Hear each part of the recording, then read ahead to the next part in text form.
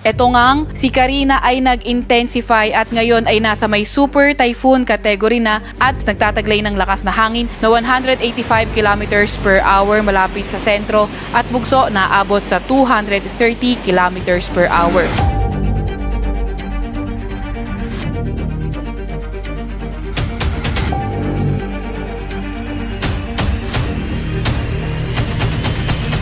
Manatiling may kaalaman at manatiling ligtas sa pamamagitan ng pagbisita sa aming YouTube channel para sa mga real-time na ulat panahon sa ating bansa. Laging tandaan, maging alerto at iba yung pag-iingat sa banta ng ulan, baha at pagguho ng lupa. Ngayon, oras na para marinig mula sa ekspertong meteorologist. Bibigyan tayo ng malalim na pagsusuri sa lagay ng panahon at ipapaliwanag ang anumang mahalagang kaganapan sa ating panahon ngayon o sa mga darating pang araw. Ito ngang si Karina ay nag-intensify at ngayon ay nasa may super typhoon category na at nagtataglay ng lakas na hangin na 185 kilometers per hour malapit sa sentro at bugso na abot sa 230 kilometers per hour. So yung mga kababayan din natin na nakatira sa mga landslide prone, flood prone areas, pinag-iingat nga natin sa mga banta ng pagbaha, pati na rin sa banta ng pagguho ng lupa. Lalo na din sa mga areas na inuulan nung mga nakaraang araw pa dahil posible nga yung mga banta pa rin ng mga landslide at flash flood dahil saturated na yung lupa sa areas nila.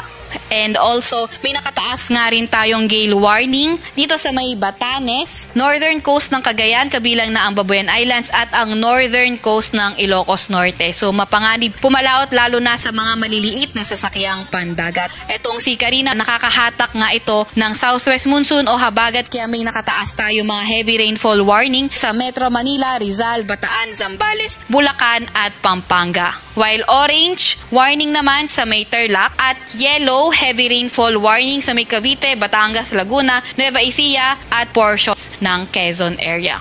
Dahil pa rin kay Karina, nakataas pa rin ang tropical cyclone wind signal number 2 sa may Batanes area, signal number 1 naman sa may Babuyan Islands, sa may northern portion ng mainland Cagayan at northern portion din ng Ilocos Norte. Ngayon malalaman naman natin ang lagay ng panahon sa mga susunod o darating pang araw. Bago mo ipagpatuloy, huwag kalimutang mag-subscribe at pindutin ang notification bell para lagi kang updated sa ulat panahon sa ating bansa. Huwag mo rin kalimutang ibahagi ang video na ito para makatulong o malaman ng iba pang kababayan natin ang lagay ng panahon sa ating bansa. Kagaya nga ng na-mention natin kanina, nakaka-enhance o napag-iibayo nga nitong si Karina yung ating southwest monsoon o habagat, kaya asahan nga din natin yung moderate to intense rains sa Metro Manila, Ilocos Region, Abra, Benguet, Zambales, Bataan, Tarlac, Cavite, Batanes, Babuyan Islands, Pampanga, Bulacan, Rizal at sa may Occidental Mindoro. Asahan naman natin sa may Cordillera Administrative Region, Nueva Ecija at sa nalalabing bahagi ng Calabarzon.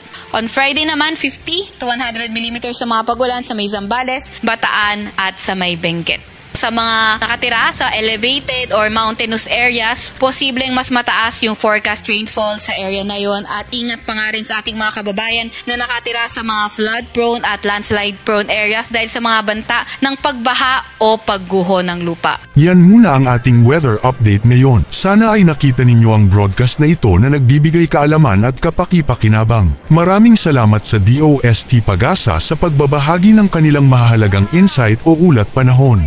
Samahan kami sa susunod para sa higit pang mga weather update sa ating bansa at manatiling nakatutok sa weather update ng bansa at huwag kalimutan i-share at mag-subscribe na rin. Mabuhay ang Pilipinas!